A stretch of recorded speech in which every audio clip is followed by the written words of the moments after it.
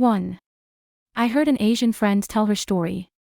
Her father thought he was a very kind person because he often adopted stray dogs. In winter, he was afraid the dogs would be cold, so he got up several times in the middle of the night to cover them with blankets. One time, he was out playing for several days and didn't come home. Her mother called to say the dog had run out and been hit by a car, and was taken to the vet. He rushed to the vet in a panic and saw the dog undergoing surgery, which brought tears to his eyes. When he returned home, he blamed his mother for not taking care of the dog and got into a fight with her. In the midst of the argument, he pushed his mother to the ground, causing a serious injury to her waist. His mother was hospitalized, but he never went to the hospital once. He had no time for his family, spending years gambling outside, even on Thanksgiving. When her mother gave birth to her, she had a difficult delivery, severe bleeding, and was critically ill. The father did not leave the card table even after receiving 3 death notifications. It wasn't until the day after her friend was born that her father came to the hospital to see her. Her father had an affair with his mistress, who was also his business partner, and even invited the woman's whole family to dinner. Perhaps immersed in the atmosphere of passionate love, he was so excited that he personally cooked a delicious meal and asked her friend to help, but he was slow and ended up slapping her friend. He was so warm to small animals, but so indifferent to his family.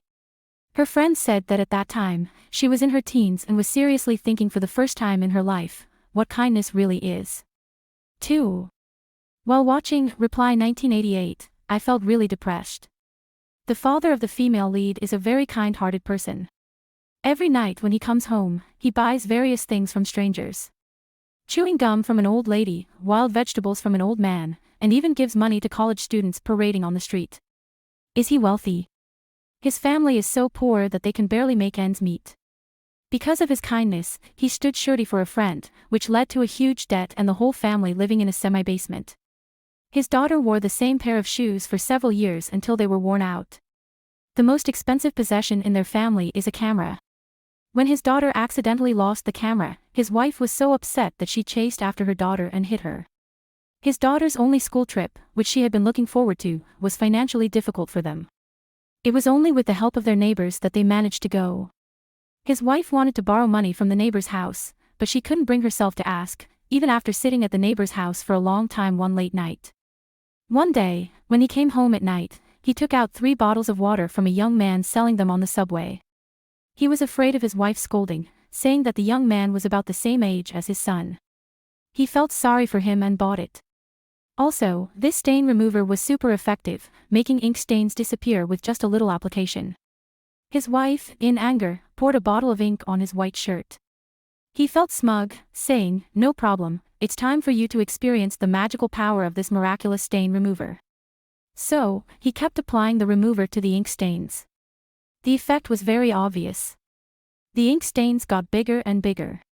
His wife had quarreled and cried many times because of his generosity to strangers. If your kindness and great love bring hardship and suffering to your family, is such kindness still kindness? 3. A foreign colleague's father and the father of the female lead in Reply 1988 are simply the same type.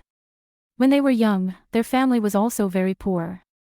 When she was in the 4th grade of elementary school, her mother had saved up the tuition for her, but her father secretly took it and lent it to a friend who owed gambling debts. Her mother was in a panic, borrowing money everywhere, and finally begged a neighbor for a long time before she was able to borrow the tuition. Her mother made her father promise not to hurt the family for the sake of others ever again. Her father promised.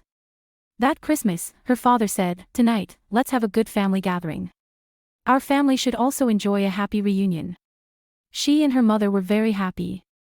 Around 7 o'clock in the evening, a single female colleague invited her father to play cards at her house. Her father happily called 3 male colleagues to go with him. She stood at the door, tears streaming down her face, begging her father not to go out. "Today is Christmas, and we promised to have a family reunion." Her father went back inside, took his wallet, and left without turning back. 4. I read a long post from a netizen that made me feel particularly sad. Her father was known within a 50-mile radius as a very kind person. His heart was especially soft, and he would help anyone, whether it was giving money to those in need or lending money to those who didn't have any. One time, her father went out drinking with some newly acquainted people, and after they finished drinking, he got into a car with one of them to go home. As a result, that person was drunk driving and hit someone. The person immediately knelt down to the netizen's father. He said he was getting married next month, and if his fiancée found out about this, she would definitely break up with him, and his mother would have a heart attack. He also promised that his family could handle it and guaranteed that he wouldn't go to jail. He begged him to take the blame. A normal person wouldn't agree, right? But the netizen's father was not a normal person. He agreed. The whole family tried to dissuade him, but it was useless, and he didn't listen. The drunk driver did keep his promise and found a way. The netizen's father was sentenced to a year in prison. Their whole family completely fell apart because of this. The netizen's grandfather was so angry that he had a stroke and passed away in the hospital. Her grandmother was so upset that she lay in bed for more than 2 months, always in a daze. Her mother made up her mind and divorced her father. Such a tragic ending. Is this really kindness, or just foolishness? 5. Once when I was in school, I went to a friend's house as a guest. Her mother was very enthusiastic and insisted on inviting me to dinner. While we were eating, her sister came back. Her mother asked her to join us for dinner. Her sister said she didn't want to eat and wanted to go to sleep. Her mother, seeing her sister looking very tired, felt very sorry for her and insisted that she eat first before going to bed. Then her sister exploded. Her sister shouted, "Are you annoying or what?" I said, "I don't want to eat."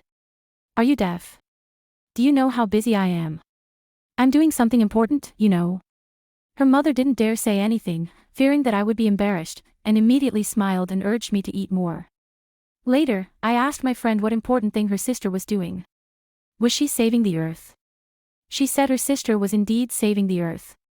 Her sister was said to be a key member of a certain public welfare organization at university, busy planning activities such as caring for the earth and bringing warmth to strangers all the time.